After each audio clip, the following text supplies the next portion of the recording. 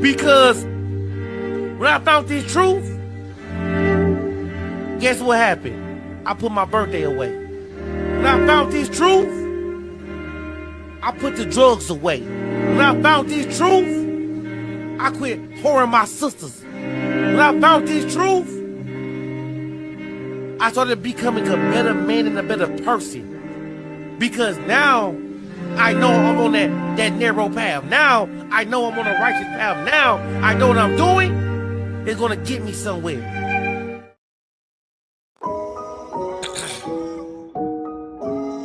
Yeah.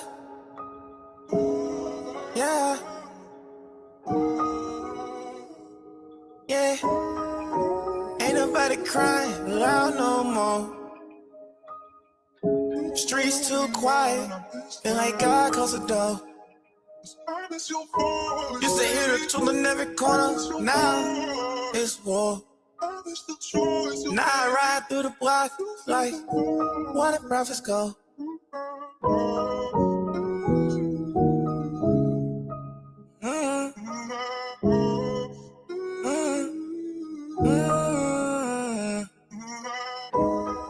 I miss your voice. I miss your voice. I miss your voice. Used to echo through the pavement. Preaching truth, not entertainment. Now the corner's vacant. Used to hear repentant die. See destruction on the rise. All the ruins went inside. Miss your voice. See, I was crying for the nation. Warning us by damnation. Laugh while I was hating. Now I see floods, fire, war. Ain't nobody teaching no more. The world done changed when y'all left the door. I miss your voice. You supposed to write there on Saturday. Seen the prophets like the front of us. Bobbling they hands, speaking heat like it was gun time. They ain't care who hated them. They love us more than comfort. Warning all the gangs. They even preached to baby mother. Told us Babylon would burn. And now it's matching every vision. Told us trust the most high. And not the system of religion. They ain't asked for nothing back. They just crawl out up in no trench. And now the silence got me anxious. Like a trumpet missing pictures. Oh, I miss your voice. Need you now. I miss your voice, used to echo through the pavement. Preaching truth, not entertainment. Now the corner's vacant, used to hear repentant die. Now it's just shots and sirens fire. Looking at destruction on the rise. All the real ones went inside. I miss your voice, y'all was crying for the nation. And warning us by damnation. Laugh while y'all was hating. Now I see floods, fire, and war. Ain't nobody teaching no more. The world done changed when y'all left the door. Miss your voice. Remember seeing fringes in the summer heat. Scriptures flying faster than the gossip on the street. Keep the laws and repent. Man, them niggas say that with their chest. People stay to see you, now we living in regret. They called on crazy, called on ghosts, but them brothers showed us hope. Now the corners filled with ghosts, and them young was selling dope. They was out here still, I know a couple would've changed, but the prophets got pulled back. We walking through the flame. I see judges in the sky, ain't no one is left to cry. He gave signs, gave it time, but we played and lived their lives. Now I pray he show me mercy, cause I see what's coming in. And the voice of the prophets ain't ringing in my ear. I miss your voice, used to echo through the pavement. Preaching truth, not entertainment. Now the corner's vacant, used to hear repentant die. Now it's just shots and sirens flying by. Looking at destruction on the rise. All the real ones went inside. I miss your voice, I was crying for the nation. Warning us about damnation. They laugh like I was hating. Now I see floods, fire, and war. Ain't nobody teaching no more. The world done changed when y'all left the door. I miss your voice. Hope your case ain't no gone, man.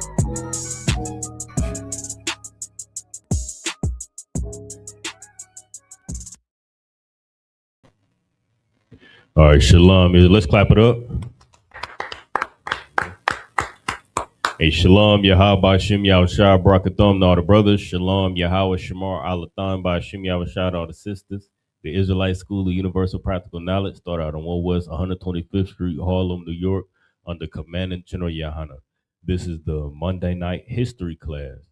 You know what I mean, where we teach Blacks, Hispanics, and Native Americans their culture and identity like we've been doing since 1969. You know what I mean, as a matter of fact, let me get Revelations 12 real quick. And This is so essential. Just like every, I mean, we teach class in whatever city, whatever state, whatever zone you in, Monday to Monday. You know what I mean? Every day we got some class. So if you Black, Hispanic, and Native American, and you know what I mean, you sick of the oppression that you've been experiencing, or not even just you, just your brothers and your sisters, or just in general. If you're sick of the oppression that you've been seeing in America, if you sick of how crooked America has always been and still is today, if you're sick of seeing Blacks, Hispanics, and Native Americans, even your oppressor, you know what I mean? It's to the point where your oppressor is getting oppressed by the oppressor. Like, oh, your oppressor is oppressing themselves. If you're sick of seeing your oppressor oppressing everything under the sun, oppressing the trees, oppressing the air, oppressing the grass, oppressing the water, if you're sick of seeing how much of a tyrant your oppressor is, then you can find any ISUPK in any city, any state, any zone that you in, and get in contact with them brothers in that zone so that you can figure out, you know what I mean, what the next steps are. And if there's no zone, if there's no school in the zone that you in the city or state that you in, then you need to call or contact the brothers in the nearest state or city. You know what I mean? And we need to build a zone, build a school in that city or state that's lacking, so that we can get the truth to the four corners of the earth, so that we can get the truth to every Black, Hispanic, and Native American that needs it, so that we can get the hell out of hell.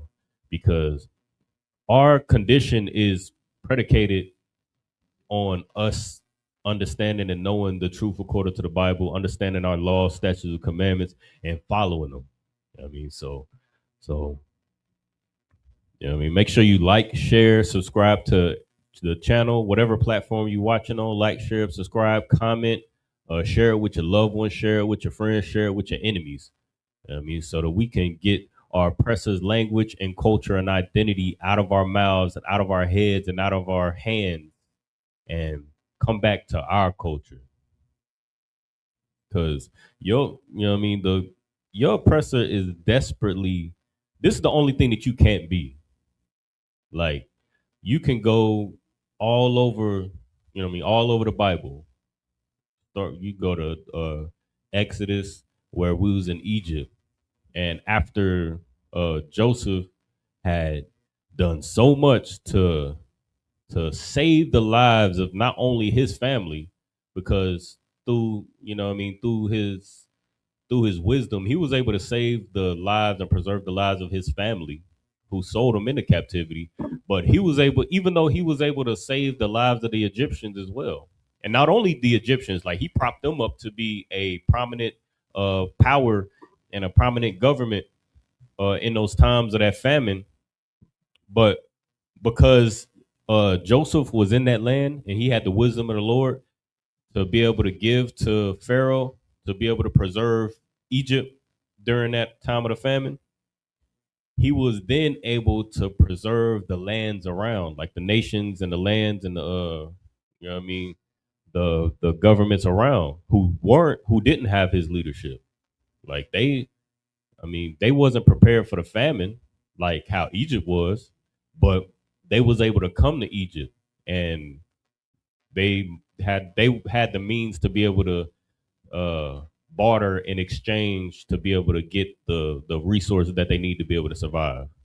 But even though we do that, even in America, you know what I mean, you look at America today, Blacks, Hispanics, and Native Americans prop up American society to this day.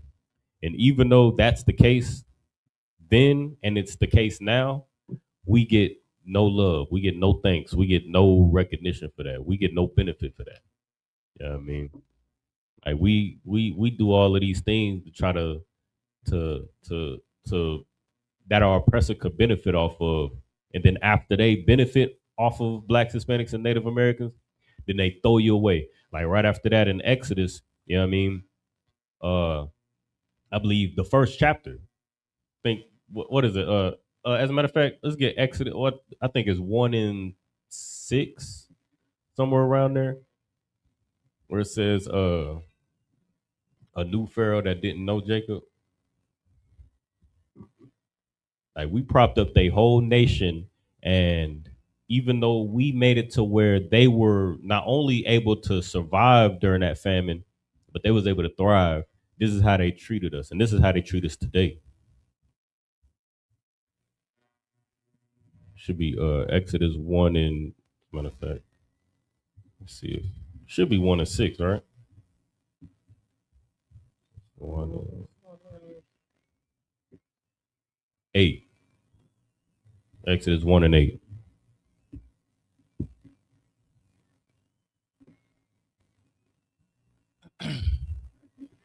This is the book of Exodus, chapter 1 and verse 8. It's like if y'all got any questions or anything, any questions or comments in the room or in the chat, feel free to raise your hand, grab the mic, ask your question, make your comment, or say them in the chat. If you got any questions in the chat, go ahead and put them in the chat. All right. It's like you go ahead. It's the book of Exodus, chapter 1 and verse 8. Now there arose up a new king over Egypt, which knew not Joseph. So there was a new king over Egypt, which knew not Joseph. Now, I just described all the things that that Joseph did. I mean, without Joseph, Egypt would have been, you know what I mean, in a bad way, just like every other nation roundabout. Every other nation that had to come to Pharaoh, had to come to Joseph and, you know, get the resources. And they like it, like if you read that whole story in the latter chapters of Exodus, they came and they gave all their money for the resources that Egypt had because of Joseph.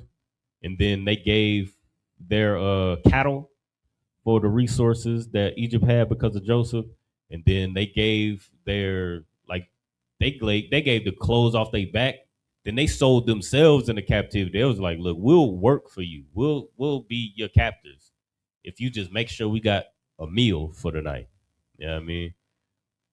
And that was all because of the Most High, you know what I mean, and the wisdom that he gave to Joseph. And despite all of that, once there was a new king that arose that didn't know Joseph.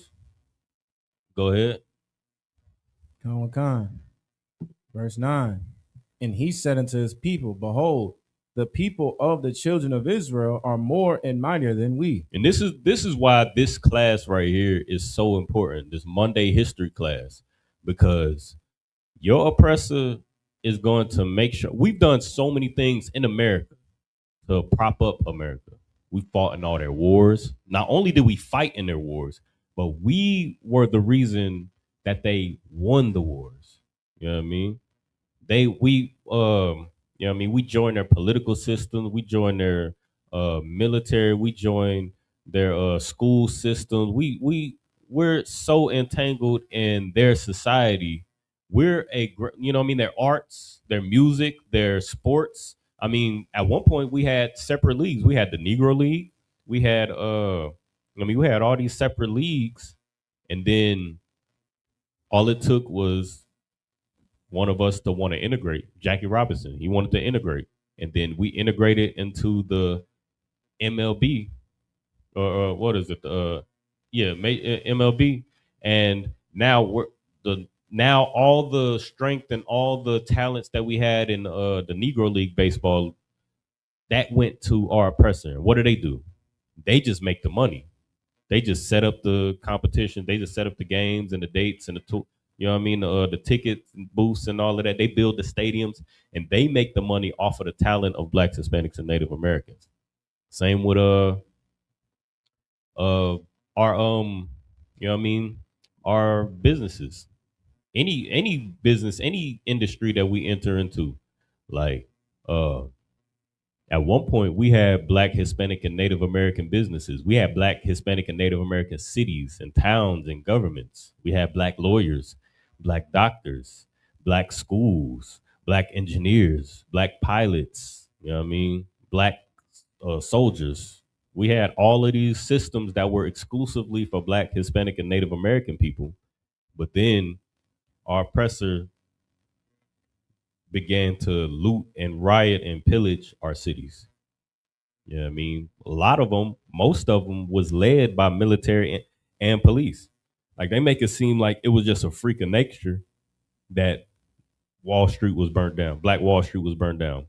Rosewood, that Seneca Village was, gentrified.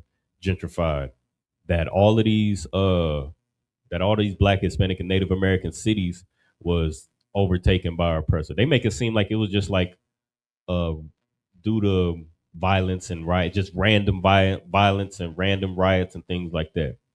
But a lot of these were led and escorted and supported by the police and the military. You know what I mean? So what did that leave us? Instead of having Black, Hispanic, and Native American hospitals, Black lawyers, Black doctors, now those same people, Blacks, Hispanics, and Native Americans, are working in Black hospitals and making America great. You know what I mean? We're working in we working in our oppressors' hospitals and making our oppressors' hospitals great. We're working in their law firms, making their law firms great. We're joining their police force and joining their military, making their military great. You know what I mean? And that's just how your oppressor does it. Then after they swallow your abilities up, and they swallow your nation into theirs, then they turn on you. Like they erase your history. Like we join their military, and here you got Donald Trump. He's erasing the headstones in the history of Black, Hispanic, and Native American brothers and sisters that fought in the military. I mean, they erasing Black, Hispanic, and Native American history. They call in the transatlantic slave trade the transatlantic migration, making it seem like you just came over here because America was so great, but you were just too lazy to foot the bill. That's what they do. And we're reading it right here. Like in the Bible, like the Bible is a history book. Read that again, Bible Shop, from verse 8. Book of Exodus, chapter 1 and verse 8. Now there arose up a new king over Egypt, which knew not Joseph. And this is all it takes. It just takes somebody who to raise up. All it takes is for a new generation to be raised up that doesn't know, and they could just erase your history. Like there's a book called I forget what it is, but it's a bunch of stories directly from the mouth of the slaves. It's a couple books. I forget what it's called. But Tell the Children Our Story. That's what it's called. But it's a whole bunch of accounts directly from slaves, and they're telling the actual story of what happened. Another one. What's the one about the Alamo? Forget the Alamo. You know what I mean? Where the story that they tell you about the Alamo in high school or elementary school, the one that they tell you in San Antonio when you go to the Alamo, you know what I mean? And you at the Ripley's, believe it or not, the Mirror Maze and all of that, and the Wax Museum, when you walking around and enjoying the sights and all of that, the story that they tell you is completely different than actually what happened. And you know what I mean? That's what they do. All it takes is for a few generations to pass. All it takes for them to, you know what I mean, make it illegal for your as a matter of fact, let's get hold that. Let's get First Maccabees 6:6, I believe it is. But what you see in Exodus, the first chapter, is what you see all over the Bible, where they make it to where they erase your history and they give you something else in its place. And when you start to connect the dots, and you like, all right, well, this ain't adding up. Something ain't adding up. I think it's Second Maccabees 6:6. Salakia. But once you start to look at the history that they give you, and then you go, oh, something ain't adding up, then they make it illegal for you to learn your history or to even talk about your history. Go ahead, read what you got, Baba Kashan. The book of 2 Maccabees, chapter 6 and verse 6. Neither was it lawful for a man to keep Sabbath days or ancient fasts. If you could go a couple verses. Try verse 4. You want verse 4? You know what? Try this. Start at verse 1. Khan, it's the book of Second Maccabees, chapter 6 and verse 1. Not long after the king sent an old man of Athens to compel the Jews to depart from the laws of their fathers and not to live after the laws of God. See, this is what they do. They will send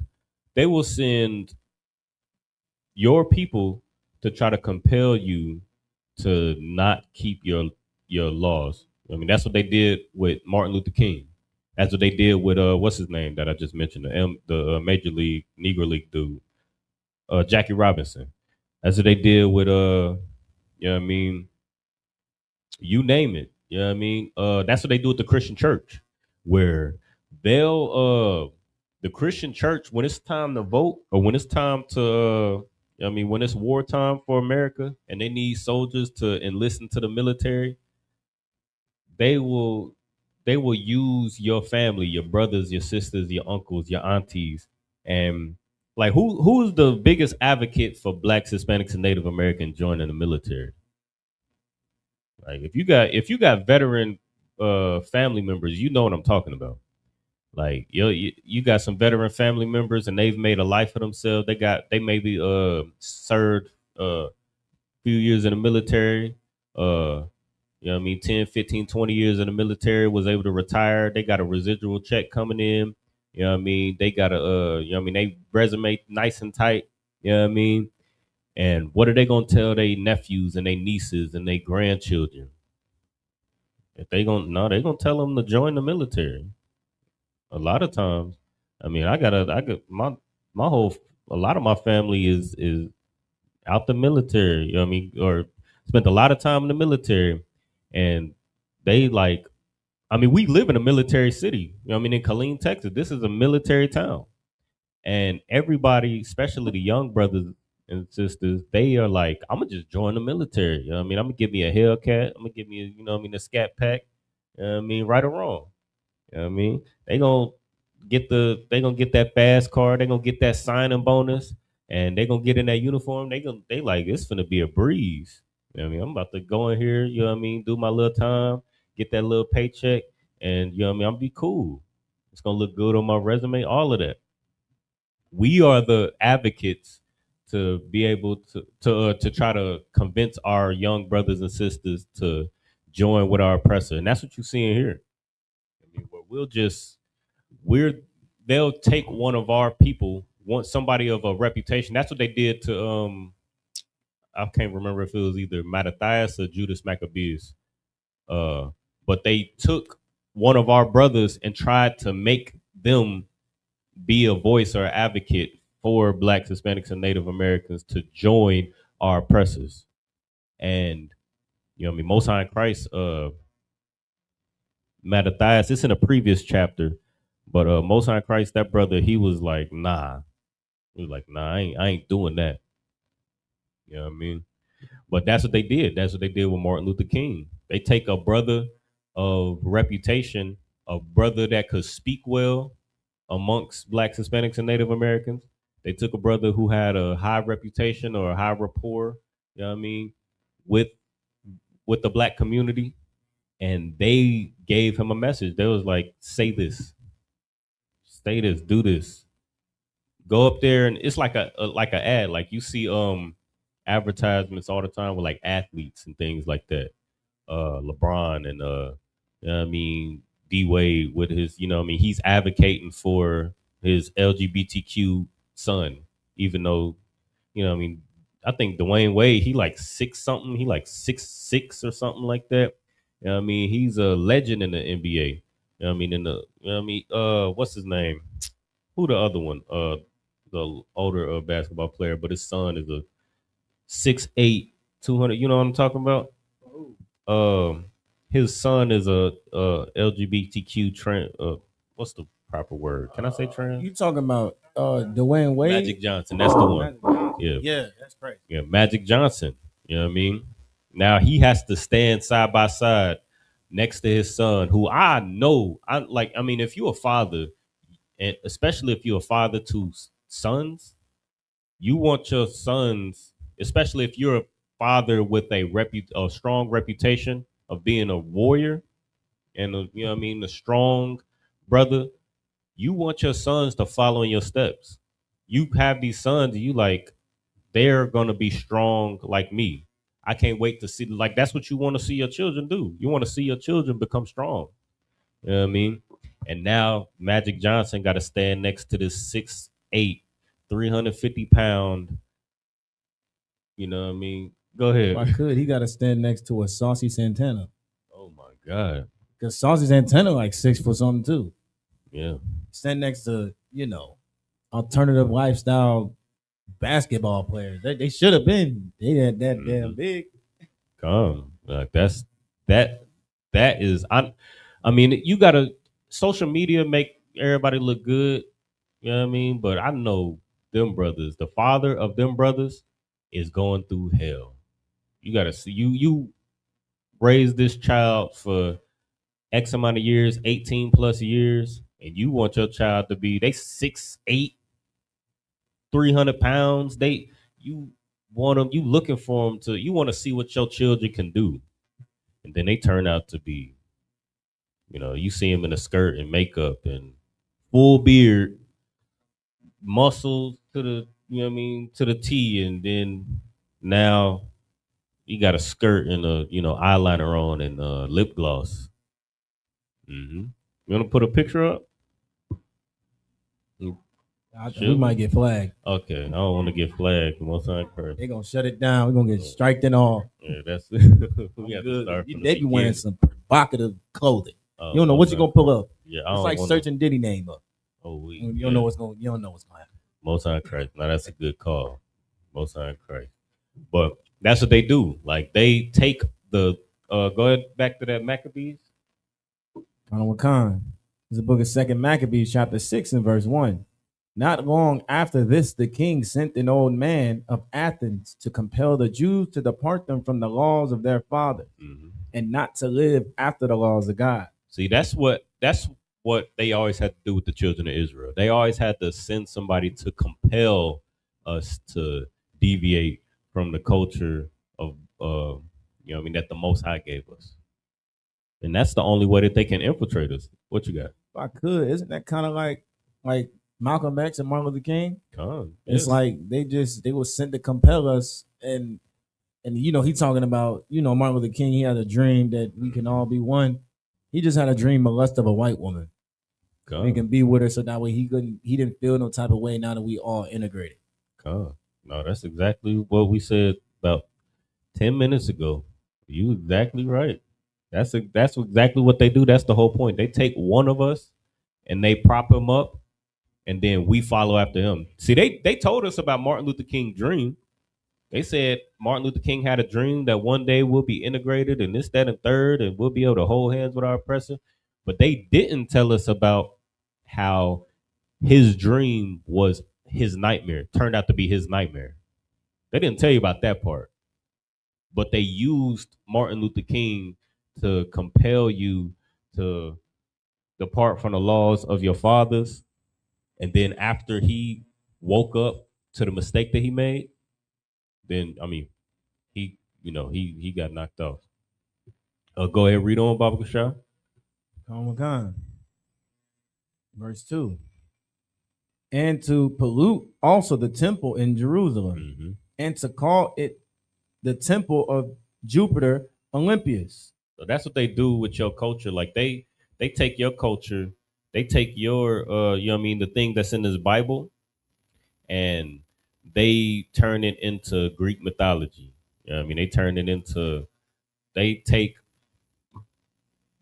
what's in this Bible and then they turn it into Christianity. You know what I mean? And none of those things has anything to do with the Bible. You know what I mean? Go ahead. Khan. And that in Gerizim of Jupiter, the defender of strangers, as they did desire that dwelt in the place. Go ahead.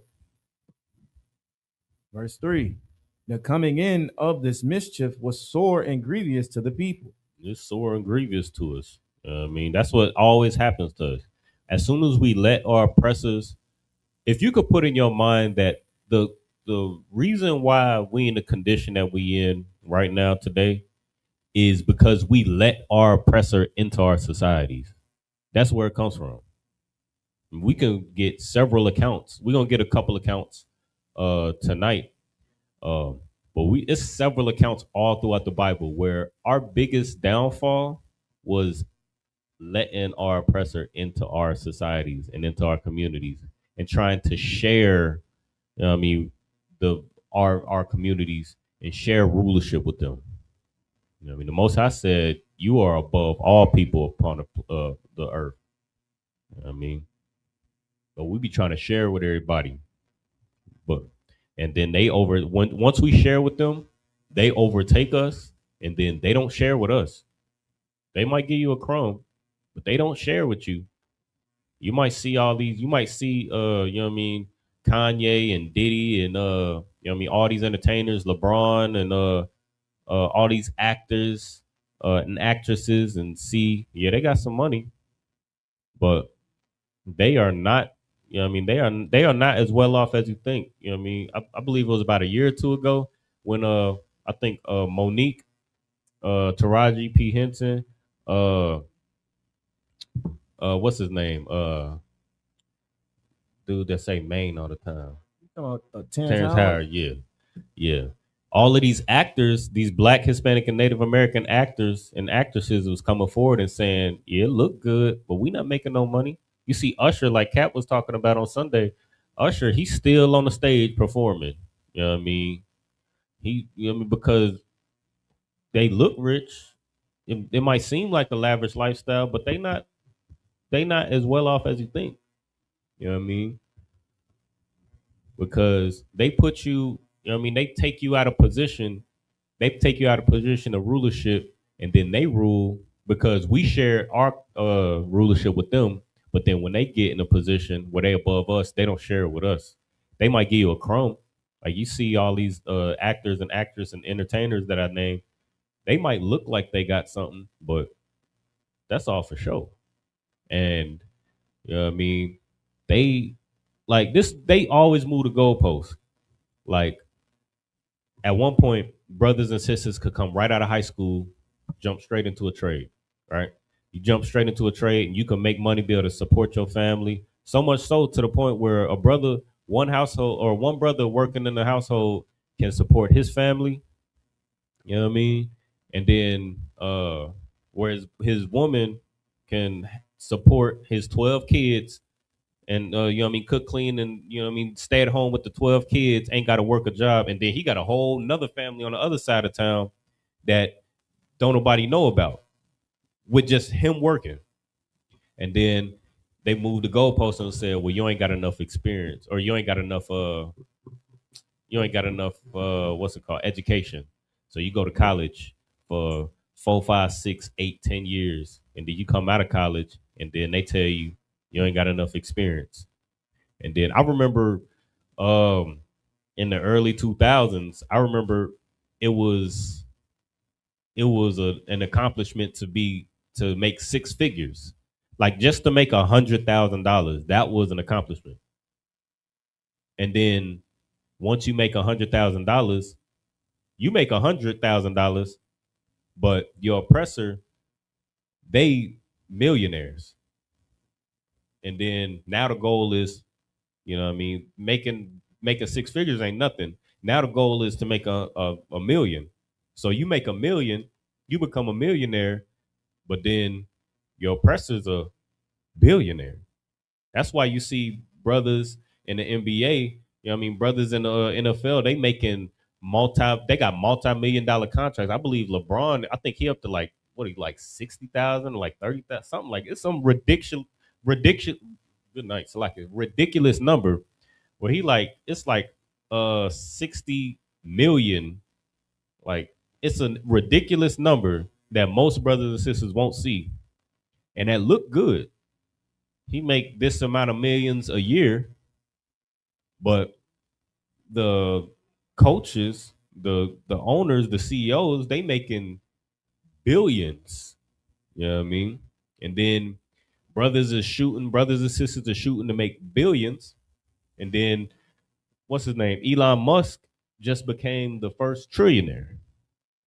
Like they always moving the goalposts, and really we at the same spot because the cost of living is going up, and uh, the value of the dollar is going down. So you got these billions, but is you might as well just be a six-figure man. That's really all it is because they constantly moving the goalposts.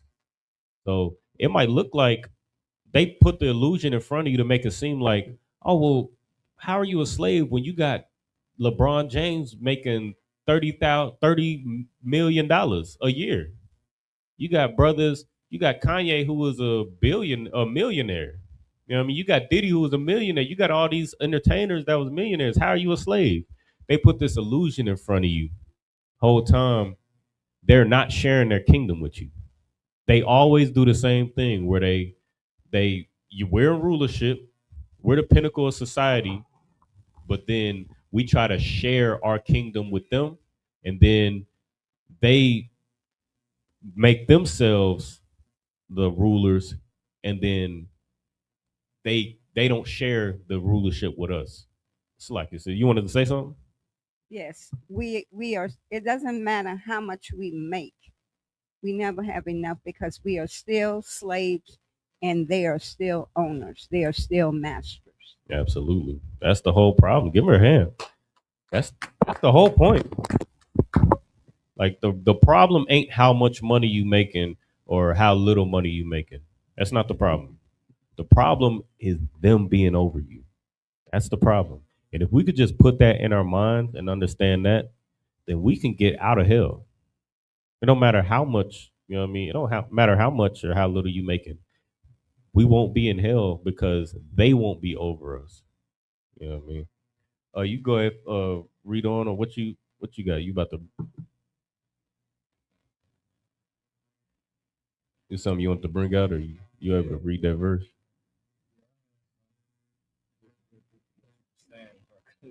Oh, most on Christ. This is LeBron salary. I think when he first came in, he was making 4 million. Now he makes over 52 million a year. Since 2017, he's been making $30 million a year. Over 30 million. And these are the guys, like you said, that are over us and wondering why, none of the communities are fixed. But you got 52 million. I know you can build like a Boys and Girls Club or a playground or a basketball gym or something to help somebody out. Some new housing or whatnot. Give some the homeless people housing, give them some food. You got all this money. You're going to make it back because they're going to watch it on TV. It's like, what you saying is so heavy because I think he's doing all of that. Like, I think in Akron, he built a school. You know what I mean? He's a philanthropist in the Black, Hispanic, and Native American community for sure. But the point is, what's that bottom number? 25, 26 year. How much 52 million. He making 52 million a year. Meanwhile, what's his name? Elon Musk. Look up Elon Musk's annual salary. How much he make annually? What's his net worth? Like we comparing apples to oranges. Like, and it looks so good. And that was an excellent point. You know what I mean? We look at LeBron, we look at these salaries, these inflated numbers, and we like, because most people will never see that in their lifetime. We'll never see 52 million. You know what I mean? But then what you got? It says approximately 792 billion. It says 792 billion, but I believe he just crossed the trillionaire mark. Yeah, I do believe he is a billionaire for sure. But trillionaire is crazy. Yeah, he a trillionaire. That's not 700. Even let's just take 792 billion because that's not far from a trillion. That's not far from a trillionaire. But let's just take 792 billion. How far away from that is 52 million?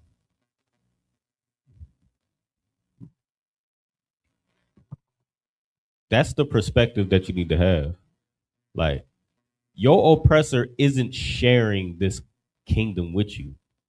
You make 52 billion, he's making a trillion. That's like Cap gave a perfect example yesterday. He said, if I make if I make $200 million and I pay you, I'm gonna increase the number of what he said. I make $200 million. We working together, right? Or you're my employee, right? I make because you my employee, we make $200 million. If I pay you, if I pay you $5,000, are you gonna feel like you won? I mean, who's winning here? You gonna feel like that's fair, or you gonna how you gonna feel about that? We just made $200 million. Here's your $2,000 bonus. I'm gonna pay you $15 an hour, and then here's your $2,000 bonus. How you gonna feel about that?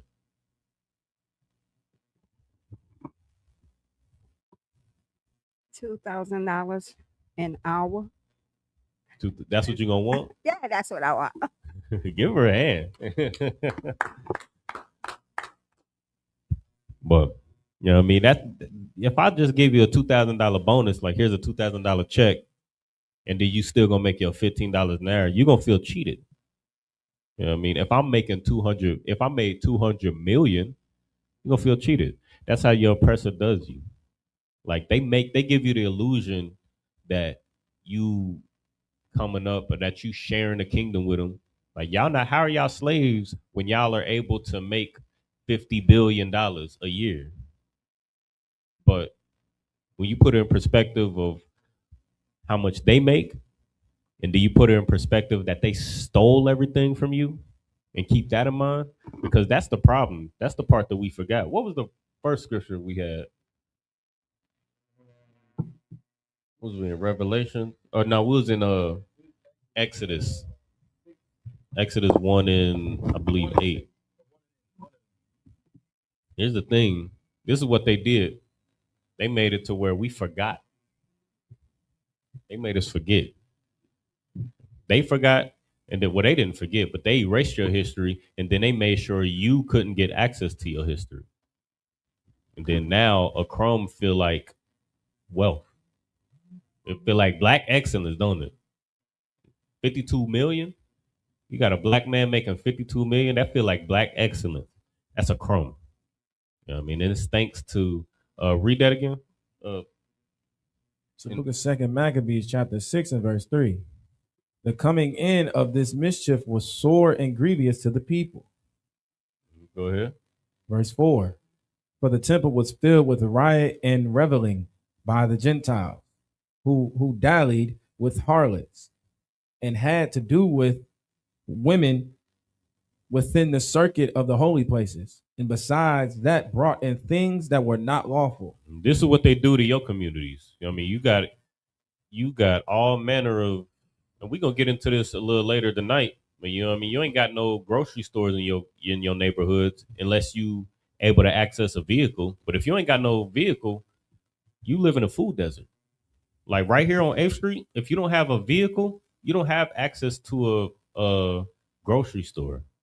You know what I mean? If you don't have access to these resources, like what these grocery shopping apps and all of that, to be able to get something delivered, or you're not able to access it yourself with a vehicle, the best thing that you got to eat is right there in the corner, in you know what I mean, the gas station food. You got to eat Slim Jims, and you got, it ain't no food in there. You know what I mean, I don't know if y'all have ever seen produce in a gas station, but it's moldy and you know what I mean, flies and everything. Y'all ever seen like the hot sauces and the little food that they like?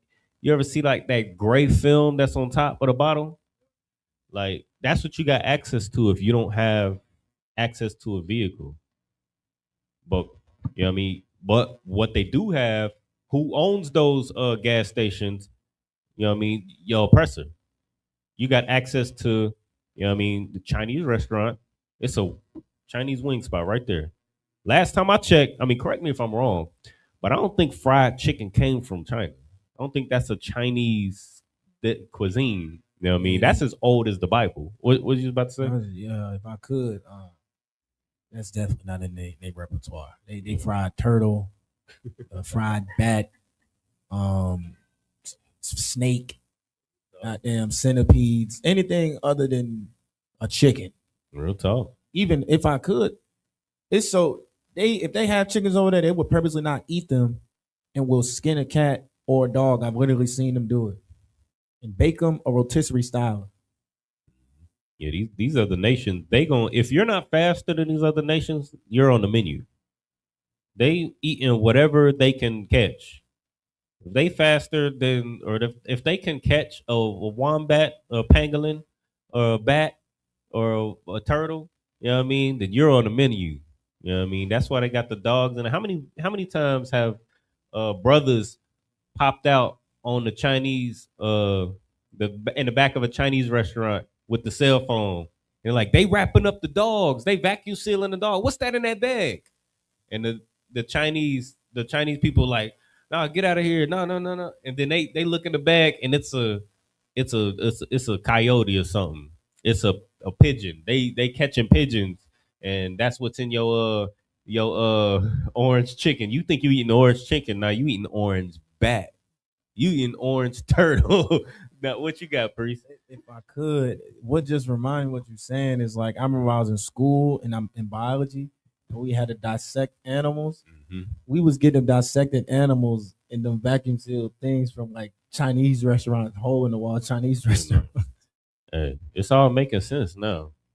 It's all making sense. But go ahead, drop down to verse 6 just for time's sake. Come. The book of Second Maccabees, chapter 6 and verse 6. Neither was it lawful for a man to keep Sabbath days or ancient fasts. See, this is the thing. Like they try to make it seem like we don't have no culture, to the point where now, if you bring up Black, Hispanic, and Native American culture, the first thing we think of is music. What's Black culture? We should.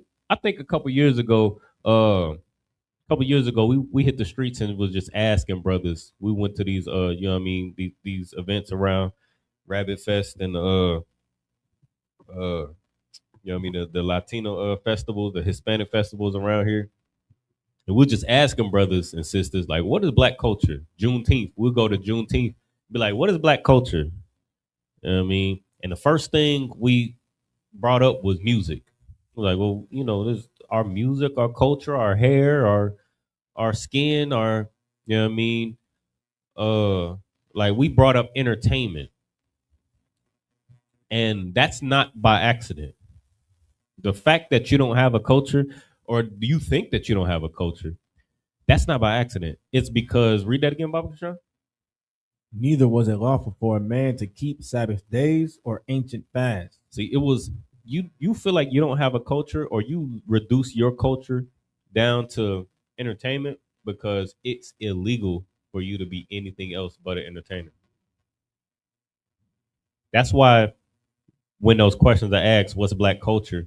We think of music. We think of rap music.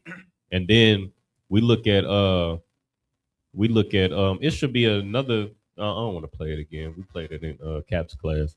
But as a matter of fact, let's go ahead and get it. It's a check the email, and it should be a video from yesterday. If you could just play that real quick. That one right there, that should be the one. This?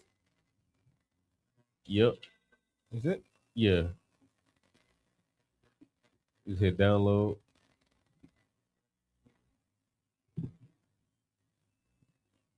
And then you have to share the. There you go. You might have to share. You're gonna have to share the window Okay, that's fine. instead of a tab or Chrome tab.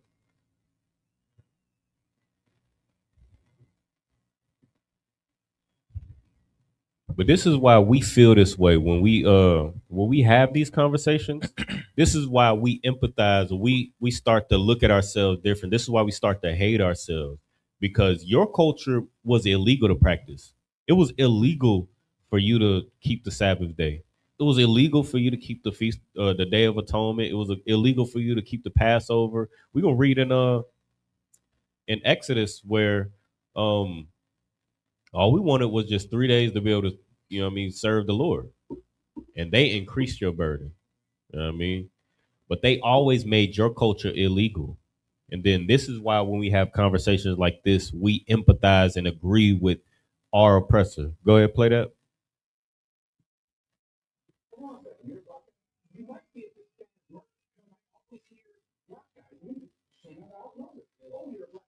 You hear him?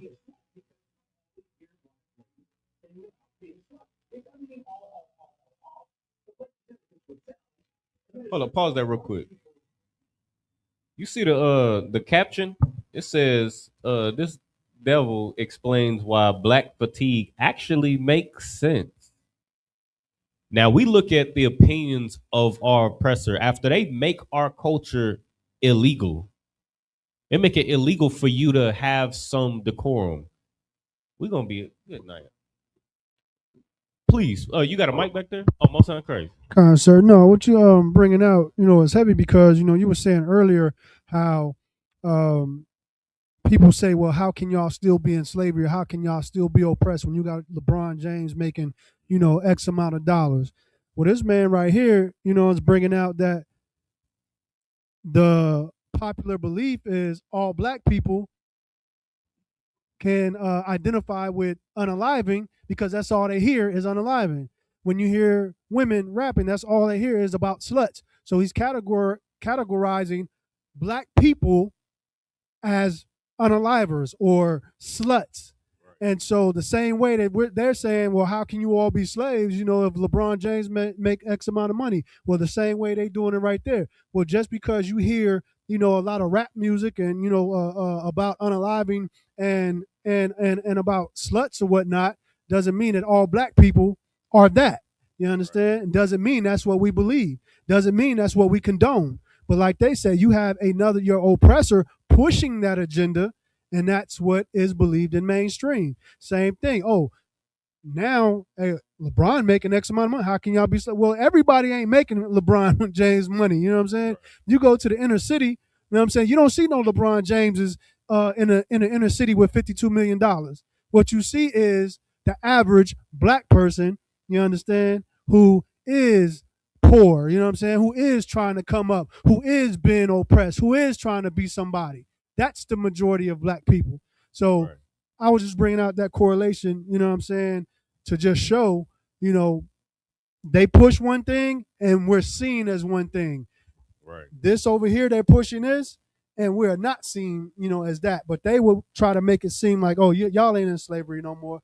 Hell yeah, we oppressed. When you have systematic, oppression and systematic racism, when you have systems in place for a certain race of people, you are an oppressed people and you are an enslaved people. It's like right. Give him a hand. I mean, that's the whole point that I'm trying to make. Like, I'll be long winded, but that was straight to the point. That's the reason why we're seen in this light, because we want to be engineers. As a matter of fact, we're the best engineers. We're the best lawyers. That's why Rick Chow took the life of a young black brother and then went and got a black lawyer. Because not only do we want to be, we don't want to be thugs and promiscuous and all of that. We don't want to be the drug addicts and all the things they try to portray us to be. We not only do we want to be lawyers and engineers and things like that, we're the best. Because when they get in a pinch, when they get in a bind, they call us because they know we're going to get the job done.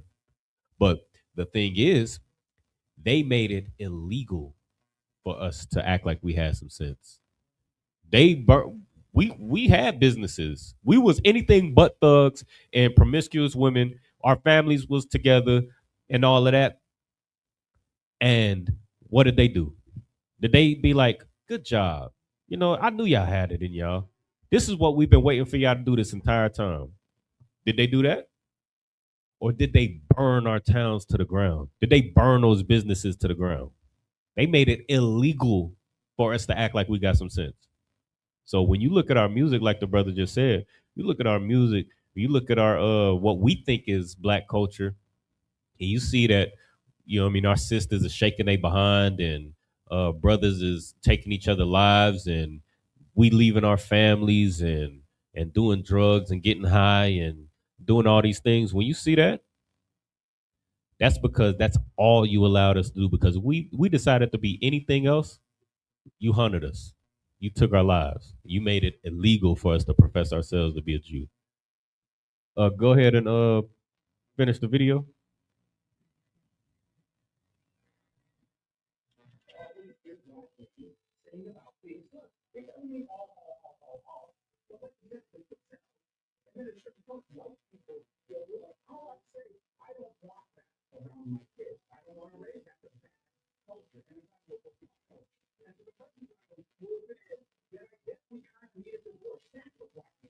Hold on, pause it real quick.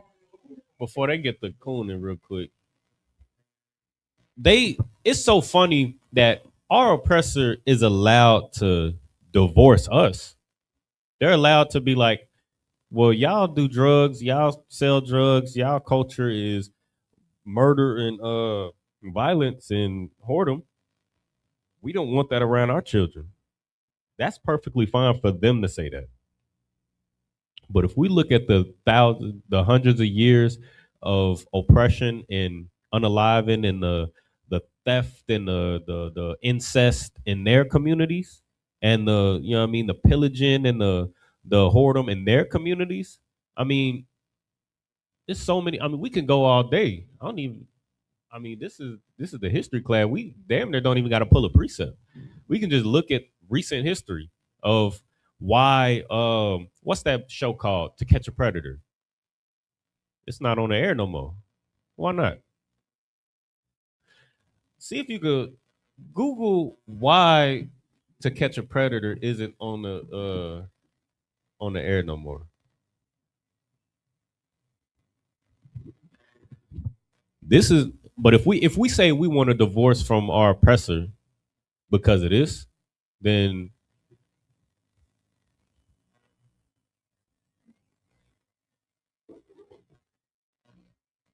go ahead, read what you got up there. You ain't got to share it. It says To Catch a Predator was canceled in 2007 without intense legal and ethical scrutiny, primarily sparked by the 2006 suicide of Bill Condrat, an assistant district attorney in Texas. Condrat, a target of the show, fatally shot himself as police and the NBC camera crew arrived at his home with a search warrant. The reason why To Catch a Predator, remember, To Catch a Predator is actually what is exactly what's in the title. The goal is to catch a predator, but the problem is the predators that they was catching, they were catching district attorneys, judges, lawyers, and the whole time these police officers, district attorneys, lawyers, they giving brothers like Carmelo Anthony football numbers for defending himself. He's defending himself, and they don't want to hear. They don't want to hear no case. They don't want to hear no rebuttal. They don't want to hear no explanation. They sending him to jail he was a minor when that whole incident happened. They sent him to jail for 35 years for defending himself as a minor. Even as a minor, he took so many steps to not have to take the life of his aggressors. Like, he was running away, he was backing up, he ran, he was, you know what I mean, he did all of these different things, and he ended up ultimately having to take his life. And as a minor, he's facing 35 years. Meanwhile, the district attorneys, that's, you know what I mean, the public defenders that's defending what's his name? What was bro name? Austin Metcalf and his family.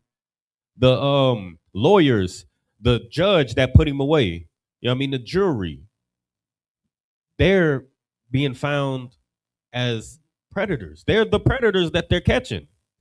What's his name? Austin Metcalf's father, I I think his name is Jeffrey Metcalf. He's calling Carmelo Anthony a watermelon felon, and meanwhile, he went to jail in, I believe it was like 2011 or something like that, for sexual assault.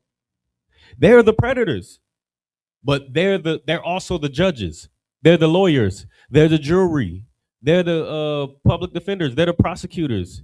They're the what's the police officer that be in there? What's his name? The bailiff. They're the bailiff. They're the you know what I mean? They the police. They're they the ones that's giving you the time, and they're the predators. Slacker, go ahead, play the video, or you had some I had a point to what you. Oh, please go ahead, Slacker. I just wanted to say that I'm tired of this narrative because they always say we make up 13% of the population and commit 50% of the crime, which is completely inaccurate. We're exonerated the most, which means we get locked up for not even committing a crime. White people make up 59% of the population in the U.S., and they're getting arrested 70% of the time. Need I remind you, 70% of the times they're getting arrested is because they're forcing themselves on women and men. Oh my God. But yet we're the predators. Yet we're the criminals. And he can't just talk to a woman and she give herself to him naturally. He gotta go force himself on her. Or if not, go force himself on a little boy. But we're the criminals and predators. A lot. Good name. I mean that sound about white.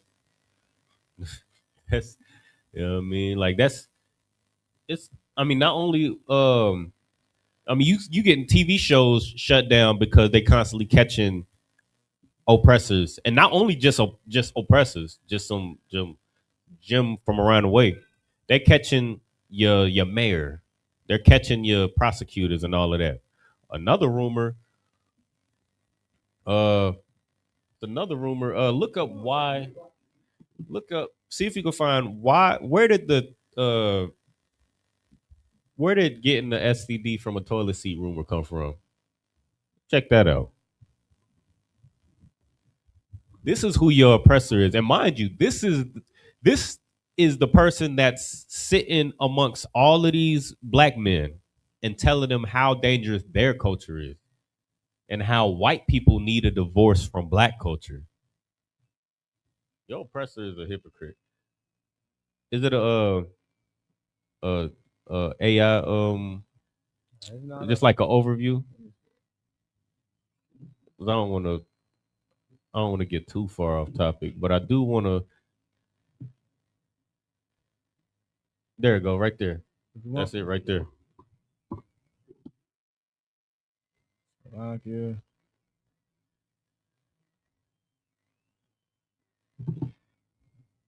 All right. It says the myth that you contract a sexually transmitted disease from a toilet seat originated in the late 19th and early 20th centuries as a medical excuse to mask marital infidelity and child sexual abuse. There's a whole rumor saying that you can contract STDs from a toilet seat because children were popping up at hospitals with these STDs, these sexually transmitted diseases and infections. And it was found out that it came from, and not only was it, you know what I mean, these children popping up with these STDs, but it was, again, it wasn't just Joe around this corner, but it was your lawyers, your mayors, your doctors, you know what I mean, your district attorneys, your judges, your police force. Their children was popping up with STDs, and they're saying it's because of a toilet seat, but it's really to mask all of the sexual abuse that goes on in those upper upper class households, which are white people. What you got, Priest? If I could, to your point, it says denial of incest and child abuse, according to medical historian Lynn Sakos, research sanitized for your protection. Doctors in the early 1900s frequently diagnosed young children with gonorrhea rather than confronting the reality of child sexual abuse or incest, the medical establishment and families blame school or public toilet seats to protect the perpetrators and avoid family ruin. Yeah. They're protecting the predators. Gone. That Sound sounds very about white white. to me. Right. It's like And this is the now go back to the video. And this is the one. Now, with all of that in mind, your sexual predators are the attorneys. They are the police. They are the military. You know what I mean? They are your you know what I mean, your lawyers. And he's sitting here telling you how dangerous your society is. He's telling you how violent your society is because you rap about taking life and rap about guns. They're the ones that stole the land with violence. They brought the guns. You know what I mean? They're talking about how your culture and your music is full of drugs. They brought the drugs. They're talking about how your music is full of you know what I mean, or your women being promiscuous. They forced themselves on our women. Go ahead, play that. okay.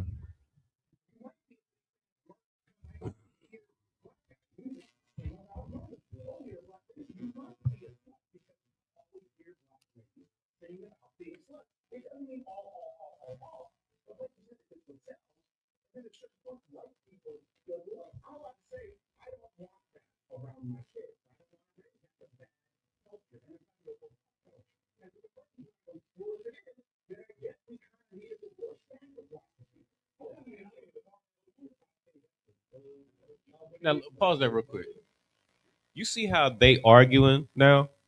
Like they like, well, one brother's like, well, that's not black culture. That's the subculture. Like that's in our music, but that's not black culture. But the brother's like, nah, hold up, nah, it is. Keep it real. It is black culture. Whole time, the most dangerous place that black, Hispanic, Native Americans, or any other nation of people in culture and identity, the most dangerous place that you can be is under an oppressor. The most dangerous place for a child is in a oppressor's household, is in a white household.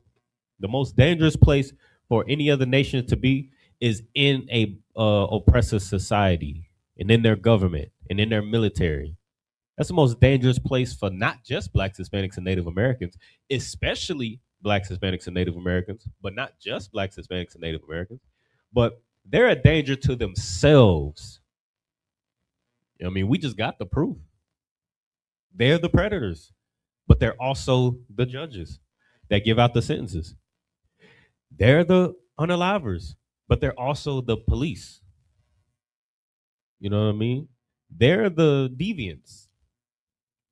They're the psychopaths. They're the sociopaths, but they're also your doctors. That's why the birth of the early gynecology started with the experimentation on black, Hispanic, and Native American women without anesthesia because they're the unalivers, they're the psychopaths, they're the predators, but they're also the doctors, the lawyers, the military, the police, the attorneys. Go ahead, play the rest of that. We're gonna get up off it.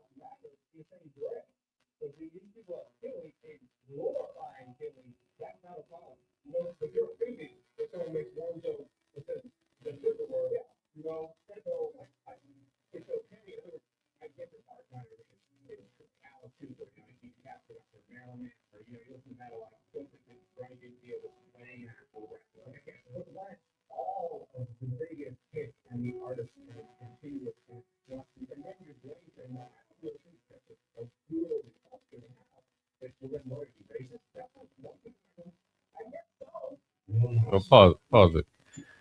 You go. We done with that. Now we the racists because look, the white man is the devil the Bible speaks of.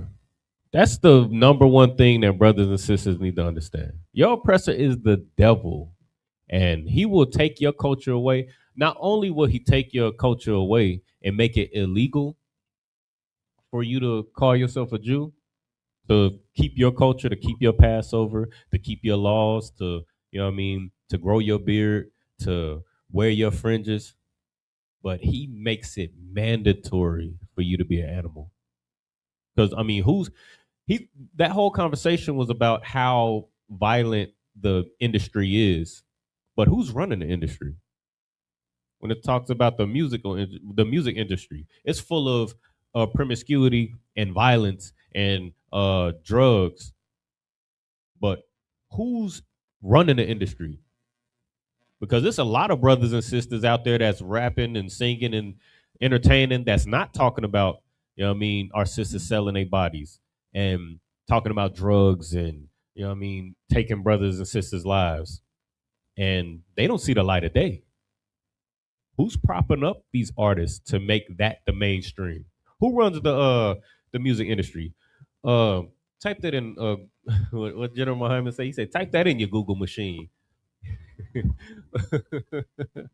Who runs the music industry? Let's put the blame right where it belongs.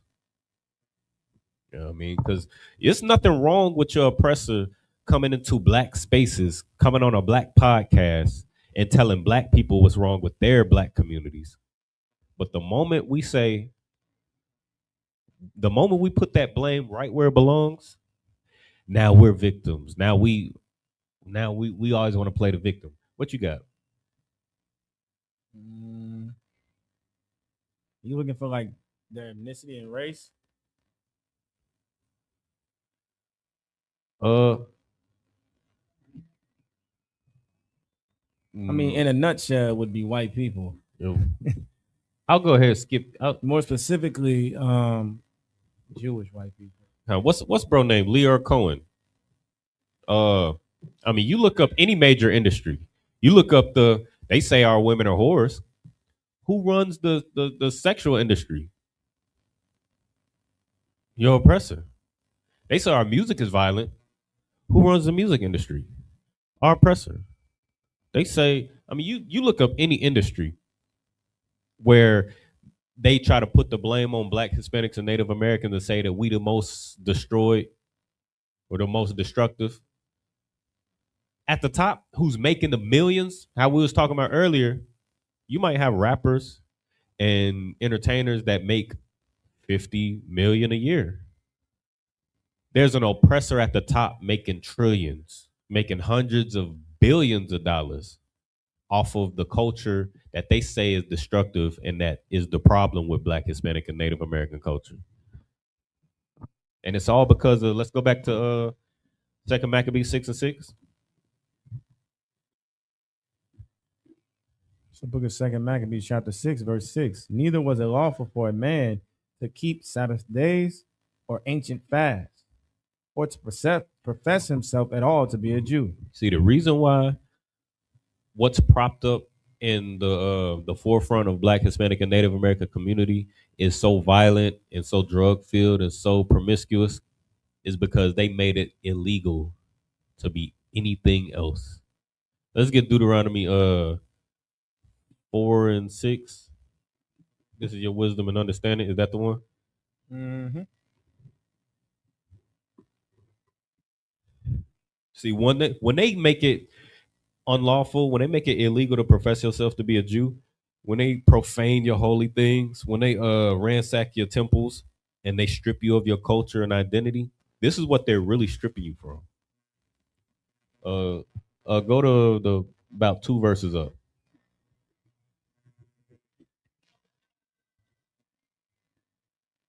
It's the book of Deuteronomy. Salaki, go to verse 5. Salaki. I think that's where it is.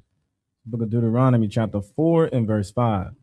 Behold, I have taught you statutes and judgments, even as the Lord my God commanded me, that ye should do so in the land whither ye go to possess it. See, this is what we were commanded to keep: the law, statutes, and commandments.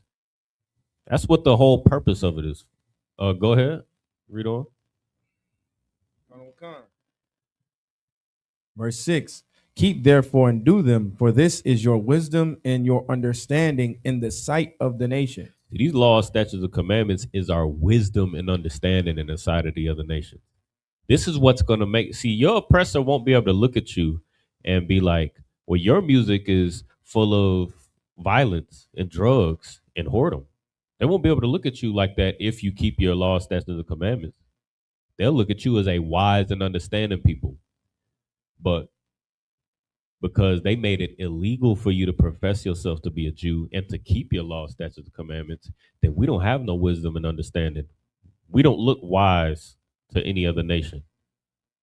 We look like the animals. And that's why they attack your culture. So you can be a Muslim knowing Batanai. You can be a Hindu. You can be Kemet. You can call yourself African. You can celebrate Christmas. You can celebrate Easter. You can be a Christian. You can be a Catholic, even though Christianity and Catholicism is full of, sexual deviancy. But the moment that you call yourself an Israelite, now you in a cult. Now you in a hate group. Go ahead. Verse 7. For what nation is there so great, who hath God so nigh unto them, as the Lord our God is in all things that we call upon him for?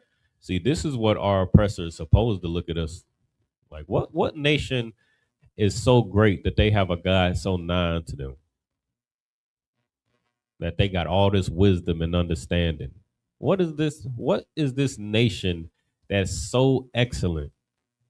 And that's how they always looked at us. When they would look at us and they would be like, that's what Christopher Columbus thought when he came to the Americas in 1492. He said, they are such an excellent and wise and understanding and caring and kind people. They will make perfect slaves. That's what he did. All we got to do is just stay the course, keep our law. And not only would these other nations look at us as wise and understanding people, but they wouldn't be able to touch us at all. Because we have, read that last part again, or verse 7. Who hath God so nigh unto them, as the Lord our God is in all things that we call upon him for. What they would look at us like, what nation is so great that hath God so nigh unto them? You know what I mean? All we got to do is just stay the course.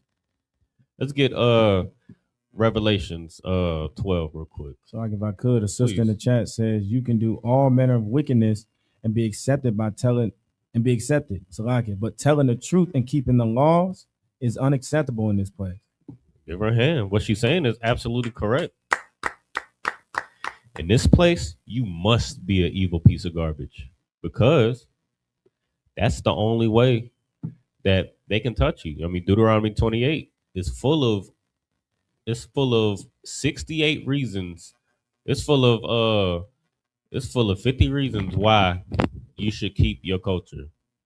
It's full of 68 reasons why you should keep your culture and why you should ignore your oppressor's culture. You should avoid, celebrating Christmas and integrating with your oppressor, intermarrying with them, doing their drugs, joining their military and their police force. It's full of 68 reasons, good reasons too. I mean, I'm sure brothers and sisters are familiar with Deuteronomy 28, so we ain't gonna go into it. But what you got? Revelations 12 and let me get there with you. Salaki. We want the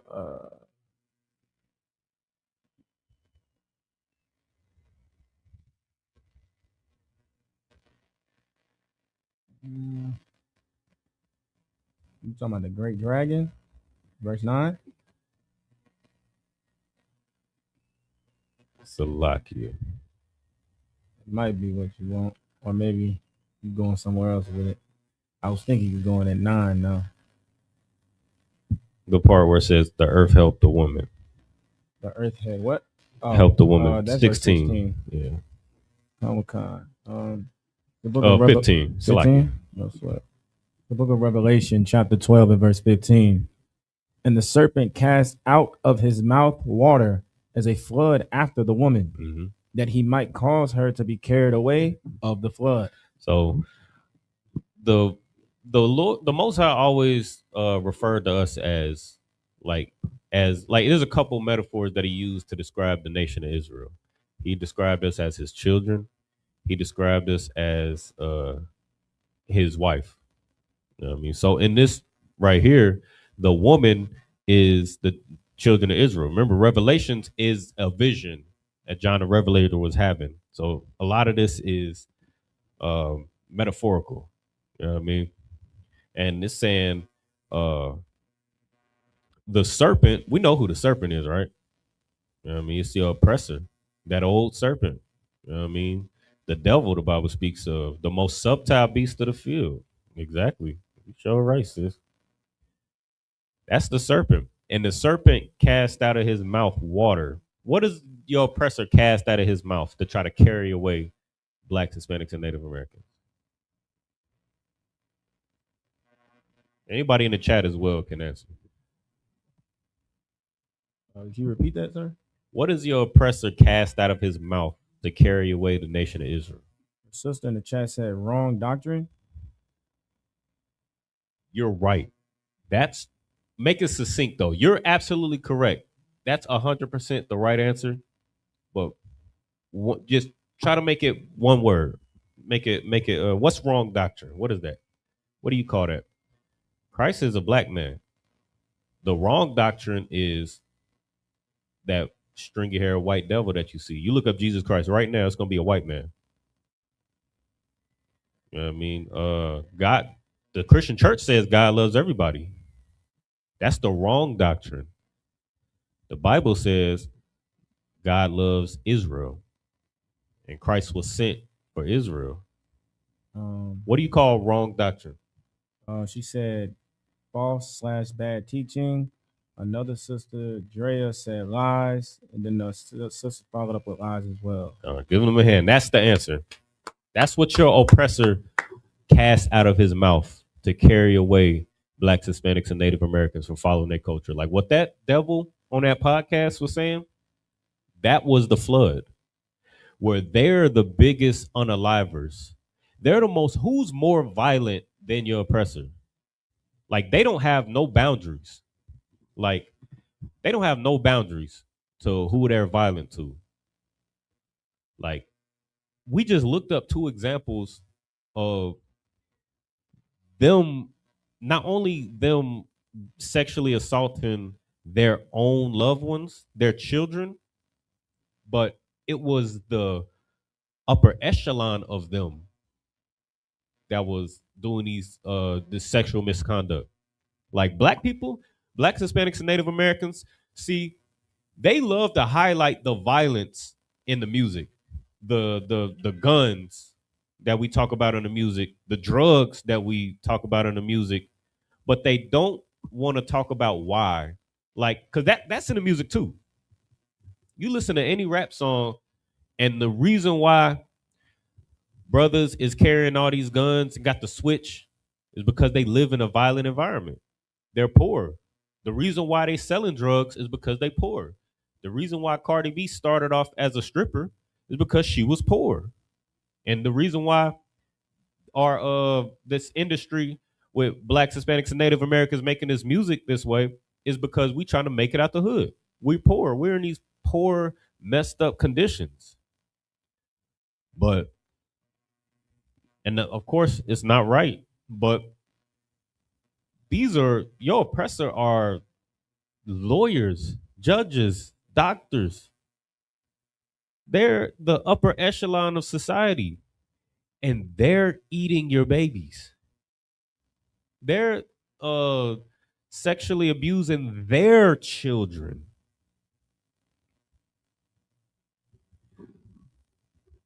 And this person, this devil, is going to sit on his podcast and tell you how terrible you are. And read that again. And the serpent cast out of his mouth water as a flood after the woman. That's what that devil is doing. He's casting out a flood out of his mouth. He's casting out lies to this is talking about his ability to lie and carry away blacks, Hispanics, and Native Americans to where all he got to say is black people make up 13% of the population, but commit over 50% of the crime. And we like, dang, that is true. See, ain't no white man ever did nothing wrong to me. It's always a black man that's robbing me taking my life or selling me drugs. Those are the lies. That's the flood that the serpent cast out of his mouth. Go ahead, read on. What kind? That he might cause her to be carried away of the flood. And that's the whole point. The whole point of him lying is so that you can be carried away of the flood. And this is what's happening right now. This is what's happening. This is why we have this Monday history class. Because this right here, go ahead and read that next part. What kind? That he might cause her to be carried away of the flood. Verse 16. And the earth helped the woman. And the what? And the earth helped the woman. So the dragon, the serpent, is casting out these lies out of his mouth after the woman, but the earth is helping the woman. So what does that mean? So your oppressor is lying. We already established that the serpent is your oppressor. The flood out of his mouth is the lies that he tells so that he can take our brothers and sisters off the course. So what does it mean when the earth helps the woman? The woman being blacks, Hispanics, and Native Americans. How is the earth helping blacks, Hispanics, and Native Americans? You was about to say something? Yeah, if I could. If you got the answer, I don't want you to give it quite yet. You was about to get an answer? Yeah. Okay, no sweat. Let's see if somebody in the chat or I was gonna give a crack at it. I was gonna see if I had that. Okay, no sweat. You want to give it a shot, sis, before I pass it to the priest? Well, it's okay. So you said that he is spitting out the lies, and Yep. So the earth helped the woman, which is us, our Right. culture. So it sounds like we have bought into what he said our culture is, and that is what we are using. That's the truth. That's what's happening. But how is the earth helping the woman? So the earth is helping us right now. The earth. How is the earth helping us? Your oppressor says you are not allowed to be an Israelite. And your oppressor is telling everybody you can't be the Israelites. Because if you're the Israelites, you're not in the land. How are you the Israelites? You're poor. How are you the Israelites? If God loves you more than anybody else, you're poor? How are you poor? The Lord loves you. They're lying, but the earth is helping debunk those lies. What you got, priest? A sister in the chat said protection. Sister Drea. Protection how? We coming around a corner. How is the earth helping or protecting us from this flood of lies? You wanted to give it a shot, priest, or is any more answers? Wait, repeat it again, sir, if you could. Like your question, so I got it more clear, so I understand. How is the earth helping the woman from the lies? Oh, well, she answered. She said the earth is providing all things. What do you mean by that? You're right. What do you mean by that, though? I just want to make sure how is the earth providing all things? And I'm trying to give it, just stay right where we at. Your oppressor is lying. The earth is helping against those lies. You wanted to Khan, sir, in regards to that, every day, something new is being discovered in the earth. So our oppressor might say this. Well, they just found this over here, that contradicts, what he's saying. So every day, there's things that are coming out. There's things that are being discovered that are contradicting, what our oppressor is saying. give him a hand. The earth, that right there, that wall that you see over there, that's the earth helping the woman. They said that Christ was, look up Jesus Christ real quick. Put the image on the screen real quick. They say this is what Christ looked like. But the Russian icons that Putin, you know what I mean, opened the vaults a couple years ago, they said something totally different.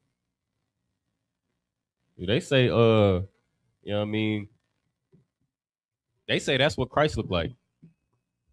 But then you open up these records right here, you open up these separate records, and it says Christ is a black man. That's the earth helping the woman. Like the brother just said. I mean, your oppressor tries to make it seem like your culture is the most violent and the most drug inducing and the most promiscuous and all of that. And every day it's something being discovered, you know what I mean, archaeology and history and things like that that's being discovered that proves otherwise, that contradicts the lies that your oppressor is casting out of his mouth. That's why it's saying in verse 15, the serpent cast out of his mouth water as a flood after the woman, that he might cause her to be carried away. So he's casting those lies out of his mouth, but the earth is saying something completely contradictory to what your oppressor is saying about you. That's why this history class is so important, so that we can know where the lies is, you know what I mean, so that we can have protection from the lies that your oppressor spews out of his mouth. It's like you, please go ahead. If I may, sir, like I say, it's just heavy because, as Black, Hispanic, and Native Americans, we would still be thinking, that we're just, slaves, that we came from Africa, but like you said, those records that we have let us know that we're the children of Israel. These other things that are coming out let us know that our oppressor is our enemy, who he is. Not only, does it, allow us to find out who we are, where we come from, it also allows us to identify our enemies. That's 100% facts. I mean, that's the truth, and that's why you notice that your oppressor is getting more and more aggressive about casting those lies out his mouth. Like since you know what I mean, since the Carmelo Anthony case, Cyrus Belton case, you start to see these brothers and sisters come up missing, hanging from trees and come up missing. Like what's that brother name? Nolan Wells came up missing on a boat. You know what I mean, with all his white friends.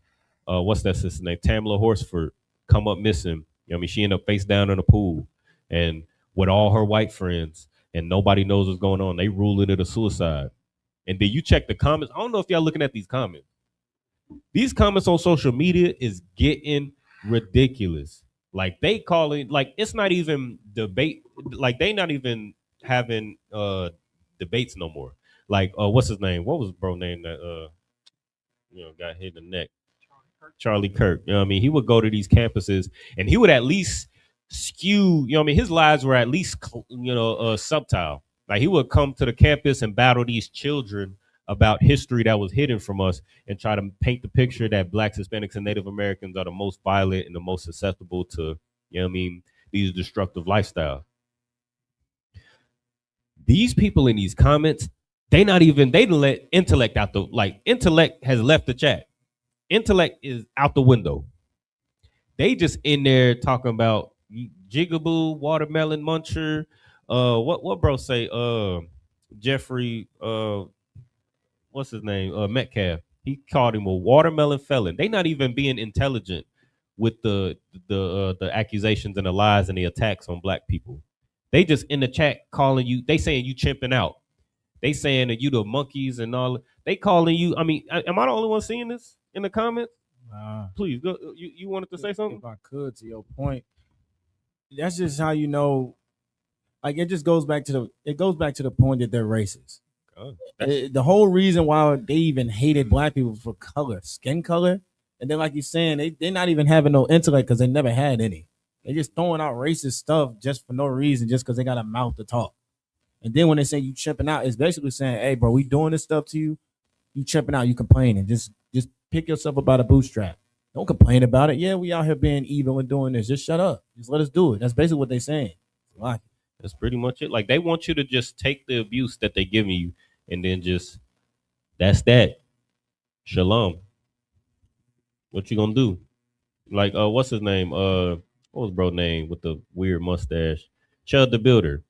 He would go into black spaces and provoke black people, calling them the N word and chimps and all of that, and provoking them. And once black people get fed up with it and demand that they be left alone, demand that he leave and go about his business, he brandish a gun. He like, what you gonna do? And continue. He doubled down. He get more aggressive with the violence and the the slurs and all of that. He brandished a gun and then he would walk around with bear mace. You know what I mean? That's what they do. You know what I mean? And that's what they've been doing. You know what I mean? They getting more and more aggressive as we get closer, like the brother said. You know what I mean? As we get closer and closer to, you know what I mean, discovering our culture and calling ourselves, you know what I mean, Israelites, calling ourselves the Jews, you know what I mean, learning our culture, learning our identity and practicing it. The more we do that, the more aggressive they get with the flood of lies that come out of their mouth. The more aggressive they get with trying to cover your history, cover your identity, cover the earth. You know what I mean? That's helping us with all this new information that's being exposed. Why we don't have free healthcare in America? Because the white man is the devil. And if they have free healthcare in America, who else will get free healthcare? The people who are working in the mine shafts, the people who are working who are in the military, the people who are the bravest, the most intelligent, the brothers and sisters that put themselves on the front lines to carry America. They're going to be the ones that receive it the most. Why? Because they're the ones carrying America. Who's carrying America? We are. Blacks, Hispanics, and Native Americans are carrying America. So we're going to be the ones that need the health care and going to receive it. So instead of giving free health care for everybody, like every other country, like the World Cup, is the World Cup still, or the World Cup still going? Or is that over? I think it's over. Argentina? I think so. Okay, no sweat. But during that, like we was the only country. We the only country that doesn't have health care. And the reason why that is because if they had a universal health care, black people would get it. So instead of having that and potentially helping out black families, they had that 20% gap. That's what a copay is. To deter blacks, Hispanics, and Native Americans from going to the doctor. Because we're the poorest. Because why? They keep us poor. Why? Because they burn down our towns. They burned down our homes and our neighborhoods. They made it difficult for us to get, put businesses in our neighborhoods and get loans to be able to start businesses in our neighborhoods and, be able to go to school and get more education. They make it hard for us to be able to go into the workforce and be able to work our way to the top. You know what I mean? Let me get that. Let me get one of them videos. That first video I sent you.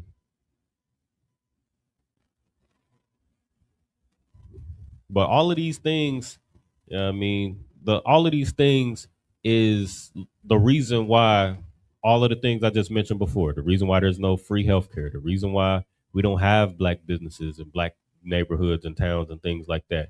The reason why we don't have black schools. The reason why we don't have black athletic associations.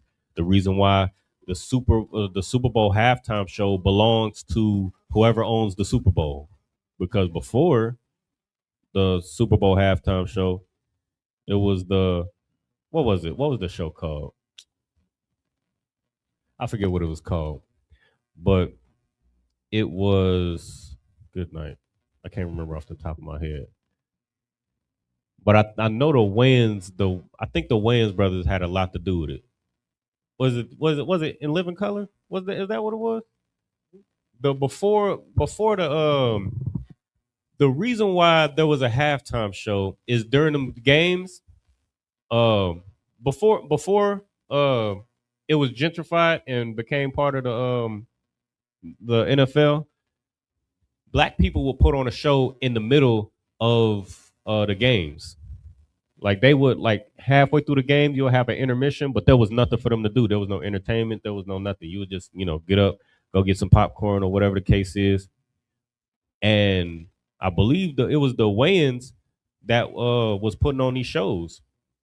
You know what I mean? They'll put on these shows and, have all these black entertainers and all of that. And they would get all the money imagine all of the money that goes into the halftime show, the commercials and the performances, all of those different things. Like all of that money that you see today goes into the NFL, the halftime show, that went to Black, Hispanic, and Native Americans. But they took one black man. They would always take one of us and convince us to go into their society and play for the other team.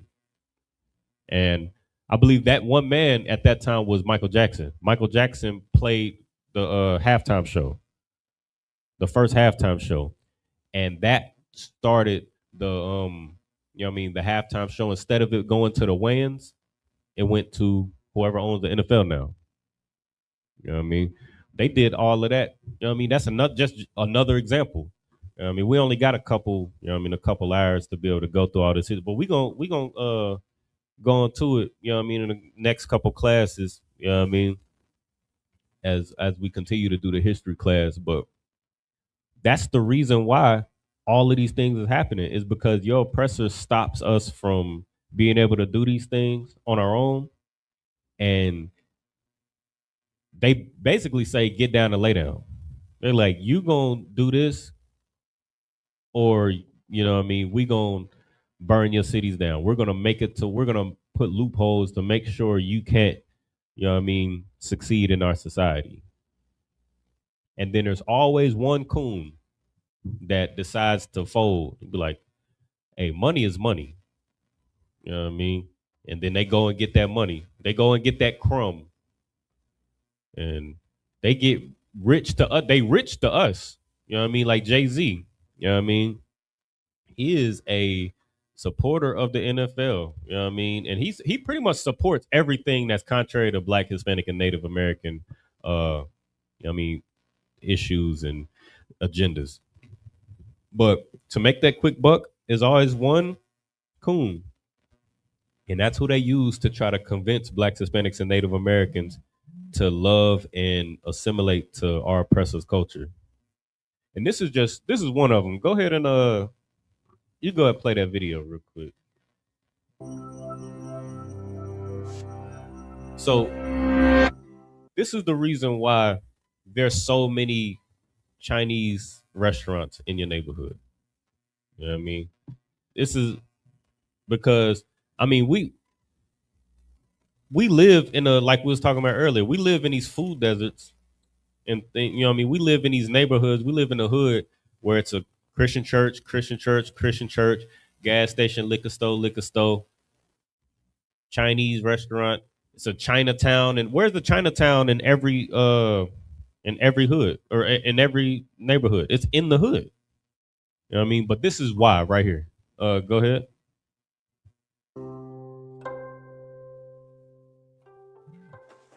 After 12 years living in California, Chinese citizen Che Chan-ping was ready for a visit home.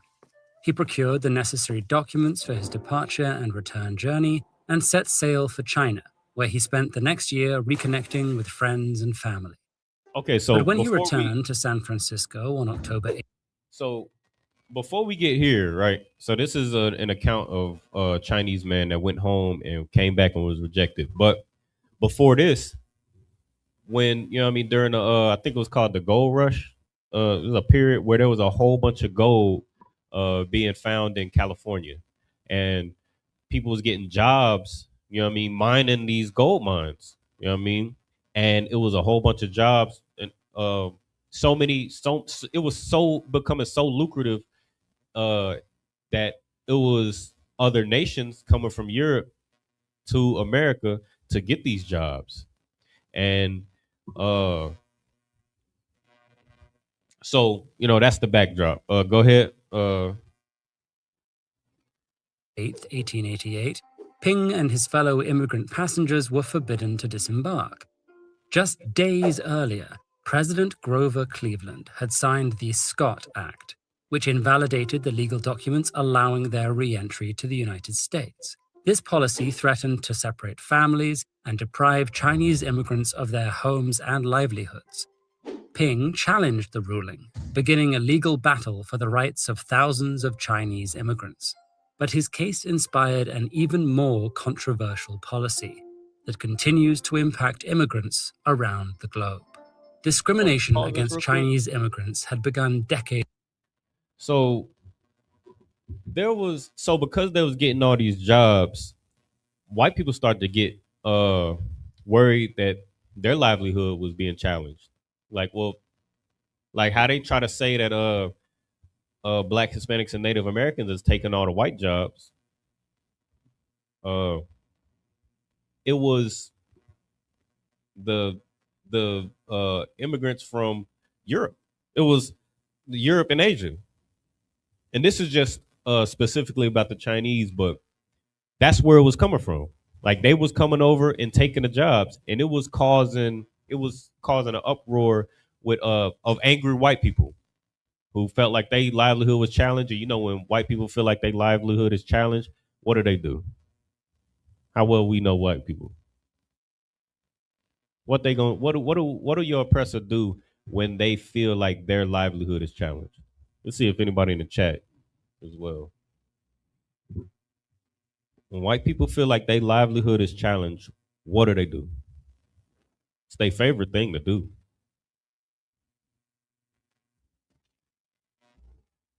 I know we know white people better than that. What they do? You feel like white people feel like they I feel like I'm saying white people too much. Your oppressor feel like they you know what I mean, they money is getting challenged. They you know what I mean, they getting threatened. What do? You had your I didn't know if you want to chat. what the chat talking about? Sister Drea said, "Steal, kill, and destroy." That's exactly what they do. They get violent. That's exactly what they did. Go ahead, and they're gonna say it in the video. It's earlier, when the California gold rush created a massive demand for labor.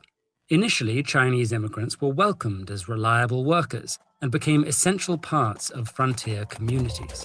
Many built railroads and worked in the mines, while others operated laundries, restaurants, and general stores.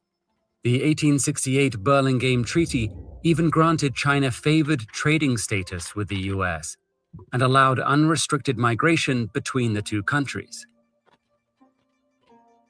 But as large numbers of Chinese immigrants found success, American workers began to see them as a threat. Politicians and labor leaders denounced them for driving Pause down. that real quick. Who saw them as a threat? American workers saw them as a threat. Mainly our oppressor. And they gonna go ahead and play on. Wages, and violence against Chinese individuals became increasingly common. This anti-Chinese sentiment soon found its way into California's courts.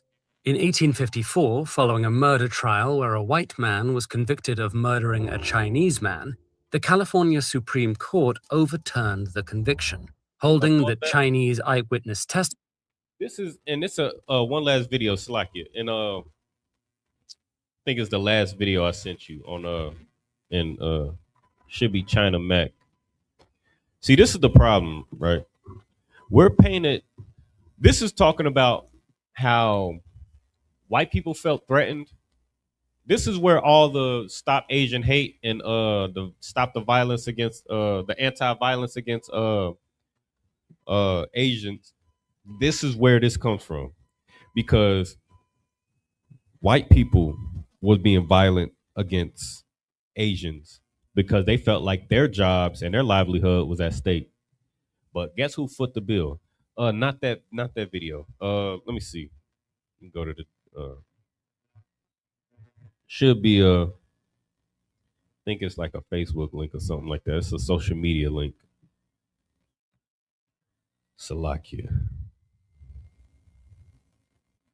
The two videos, the one before that when it was on a podcast, and then I see this Google one right here. It says good night.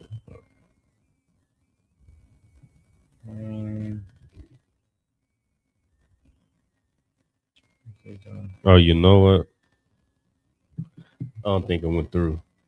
You just sent it? Yeah, I only got these four. No, yeah, I don't think it went through. Like it, that's my bad. But you know what I mean? Who ended up footing that bill though? White people is being violent toward Asians, trying to protect their own jobs. But when what's his name? Rick Chow took Cyrus Belton life, China Mac get on social media talking about how, you know what I mean, all this violence is happening to Asians and nobody said anything. And so when Rick Chow did what he did, he was all Asians thought maybe he saved somebody from getting robbed, or maybe he saved somebody from getting hurt or having a life taken. Whenever your oppressor, you know what I mean, your oppressor can commit all this crime, commit all these atrocities, and then they make it seem like you're the problem. Just like what we just saw in that earlier video when that oppressor was on that podcast trying to highlight all the problems in the black community when they are 10 times worse. That's what always happens, man. You always become the scapegoat. Let's get this last one. Let me get Ecclesiasticus 26 real quick. Lock you.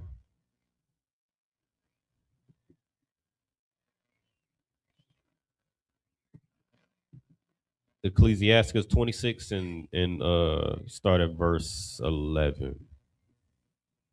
10, Salakia. 9, Salakia. It's the book of Ecclesiasticus, chapter 26 and verse 9. The whoredom of a woman. The whoredom of a what? Of a woman. Now, what were we do in Revelation, the 12th chapter? What did the Most High call us? What was the metaphor that was used? What did he call the nation of Israel? He called us, say it in the mic. You got a mic over there? The woman. We are always described as a woman. You know what I mean? So to read that again. It's the book of Ecclesiasticus, chapter 26 and verse 9. The whoredom of a woman may be known in her haughty looks and eyelids. Mm-hmm. See, the Lord knows that we whores.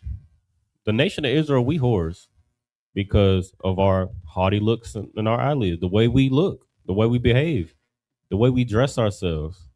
We cover ourselves in the culture of our oppressor. And that's whoredom to the Most High. Go ahead. Verse 10. If thy daughter be shameless, keep her in straitly, lest she abuse herself through overmuch liberty. See, all this liberty we got in America, we abuse ourselves with this liberty.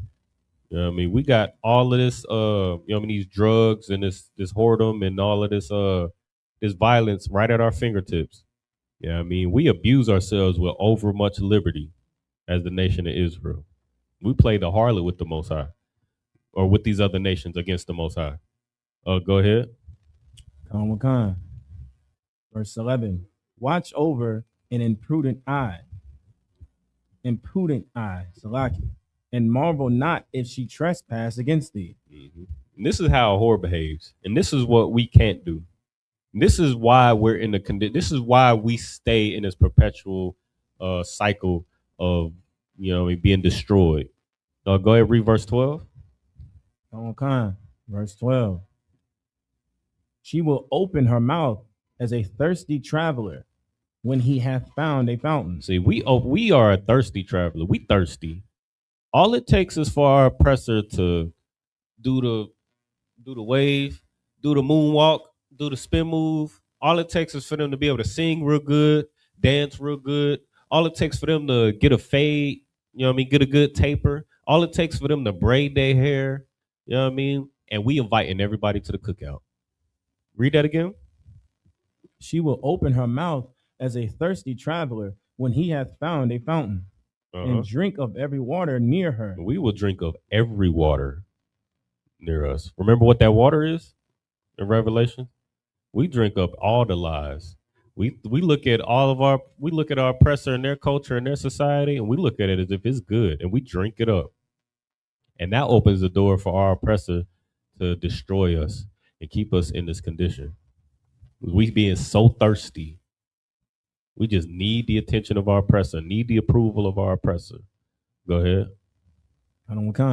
By every hedge will she sit down and open her quiver against every arrow. Yeah, we need to taste every nation.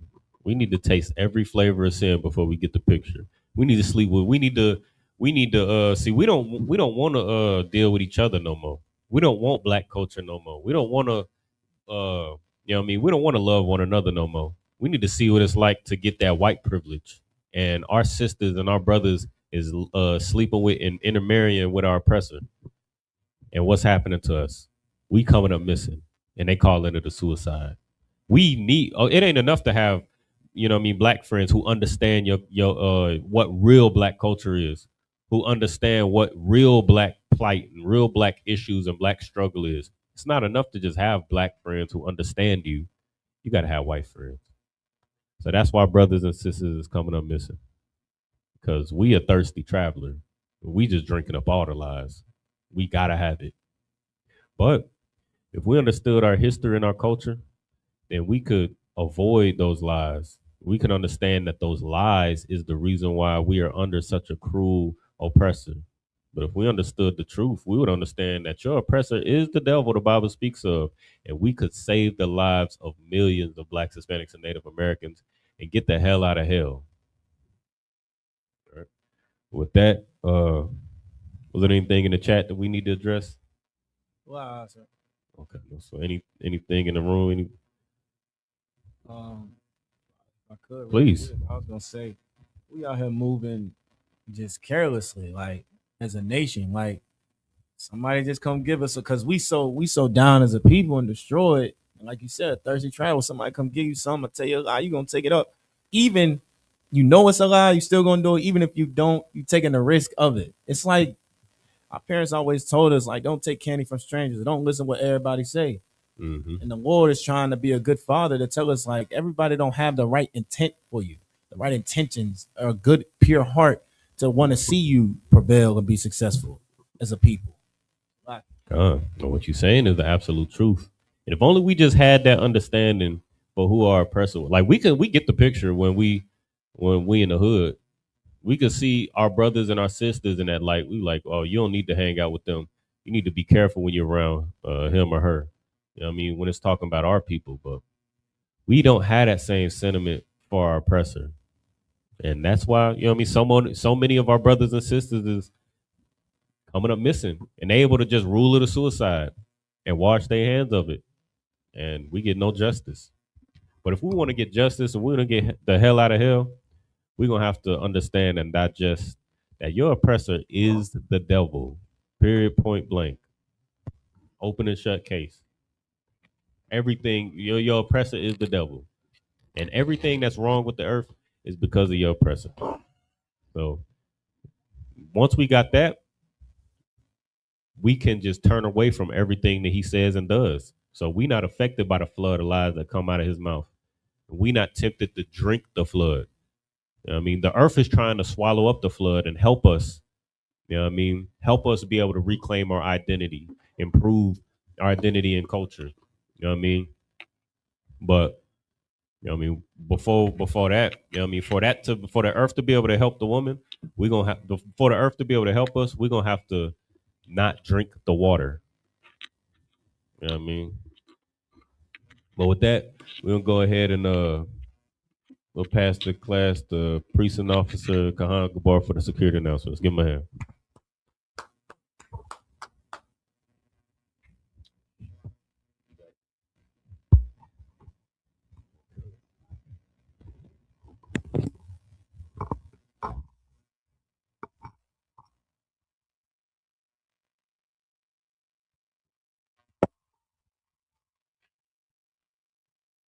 We have the Isupk started out of 1 West 125th Street, Harlem, New York.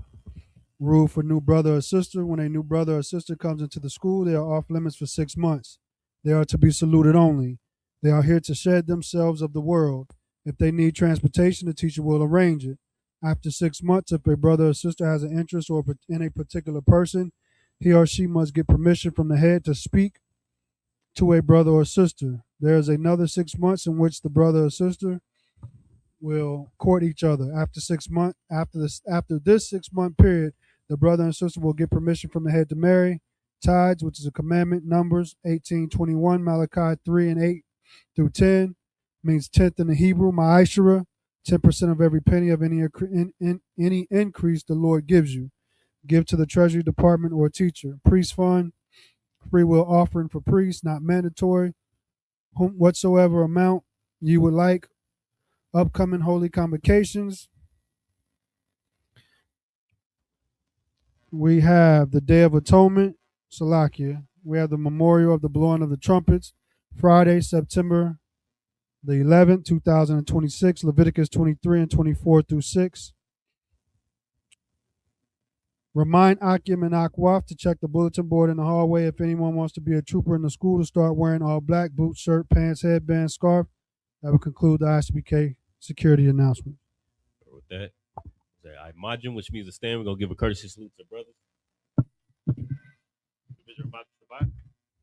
Imagine, Rock, Yahweh, Shem Yahweh, Shabbat, Yadu Matar. Sorry, we'll turn to sisters. Imagine,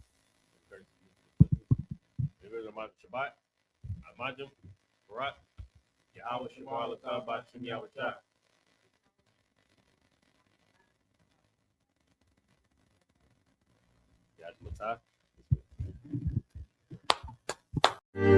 Because when I found this truth, guess what happened? I put my birthday away. When I found this truth, I put the drugs away. When I found this truth, I quit whoring my sisters. When I found this truth, I started becoming a better man and a better person. Because now I know I'm on that narrow path. Now I know I'm on a righteous path. Now I know what I'm doing is going to get me somewhere.